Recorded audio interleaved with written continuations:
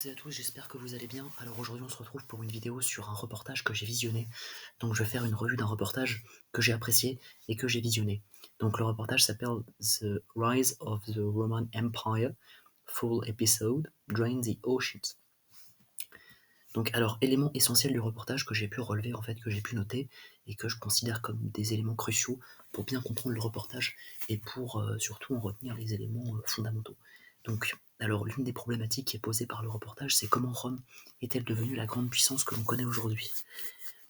L'ancienne cité de Rome comptait environ 1 million d'habitants, il s'agissait de la plus large cité du monde. Donc évidemment l'Empire romain il a été créé, enfin, la fondation légendaire de Rome remonte à 753 avant Jésus-Christ. Donc la légende avec Romulus et Rémus. Et en fait, il a été qui sont les fils de Rhea Silvia, la Louve. Et en fait, il s'est effondré en 476. En tout cas, l'Empire romain d'Occident s'est effondré en 476 après Jésus-Christ. Et donc Rome tient sa puissance de son armée, de ses ingénieurs et de son accès à la mer, en fait. C'est les éléments, on va dire, cruciaux qui expliquent la grande puissance de Rome, parce que Rome a su coloniser une très grande partie de l'Europe, parce que son empire s'est étendu de l'Espagne jusqu'en Israël, et donc pour ce qui est de l'ouest à l'est, et du nord au sud, il s'étendait de l'Angleterre à l'Afrique du Nord, le Maghreb. Donc ce qui fait qu'en fait, c'est le seul empire qui a réussi à unifier l'Europe. Très peu ont réussi.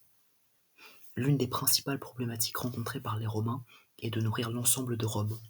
En outre, il existe un grand lac nommé Pise, qui est un élément clé de la prospérité de Rome. Comme en fait il y a très nombreux habitants, et que les cultures, en tout cas les agriculteurs sont assez peu nombreux, c'est en fait très difficile, c'est très exigeant de nourrir l'ensemble de Rome, et c'est même pas facile du tout. En fait, les Romains ont construit des maisons de marchandises pour stocker la plus importante ressource de l'Empire romain, à savoir du grain, et cet élément est important pour comprendre que donc, les Romains se sédentarisent, forcément ils pratiquent l'agriculture, et donc ils ont besoin de stocker les marchandises. Ensuite, les scientifiques donc décident d'explorer finalement les vestiges de Rome, et donc font la découverte, comme dit précédemment, d'un grand lac qui s'appelle Pise. Un scanner est effectué, en tout cas un sonar est effectué, et il s'avère qu'il y avait des constructions en dessous du lac. Ils sont donc en train de retrouver des amphores dans la mer. Il faut savoir qu'à l'époque, le super repas, c'était le poisson et le garum, qui rajoutaient de la saveur aux aliments qui parfois pouvaient être un peu fades. Et donc c'est vrai que le garum, c'était vraiment un plat traditionnel, typique de Rome. Par la suite, au sein du reportage, il est évoqué l'incendie de Rome qui a détruit pratiquement 2 tiers de la ville. Et donc là, on nous explique que les Romains ont fait preuve de résilience et ont su en fait se remettre de cet incendie, et ont su rebondir, et donc, faire en sorte voilà, de reconstruire une grande partie de la ville. Ensuite, les scientifiques sont en train de rechercher des vestiges de l'Empire romain sous la mer. De ce fait, ils utilisent un sonar. Ils découvrent par la suite, donc ça c'est plutôt vers Israël, le port de Caesarea Maritima.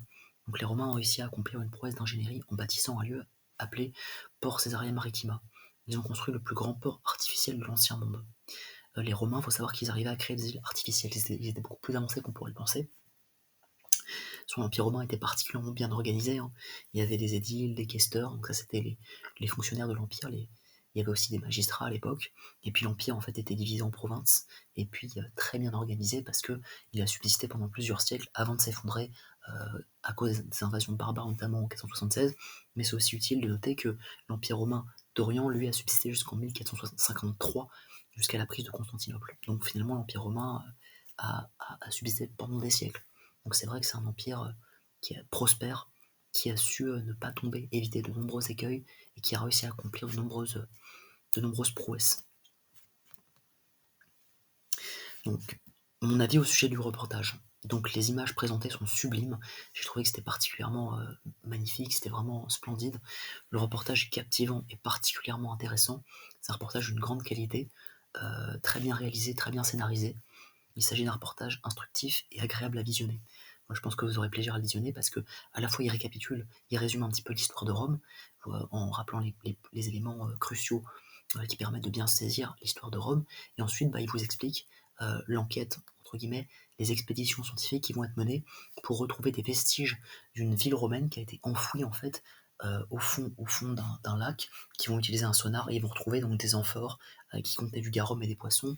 Ils vont retrouver aussi des sortes de maisons qui servaient à stocker de la marchandise. Donc en fait, ils vont démontrer que finalement, Rome était un empire qui était basé sur le commerce et en fait, les provinces commerçaient entre elles. En fait. Il y a des ressources, par exemple, qu'on retrouvait à Rome qui en fait provenaient du Moyen-Orient.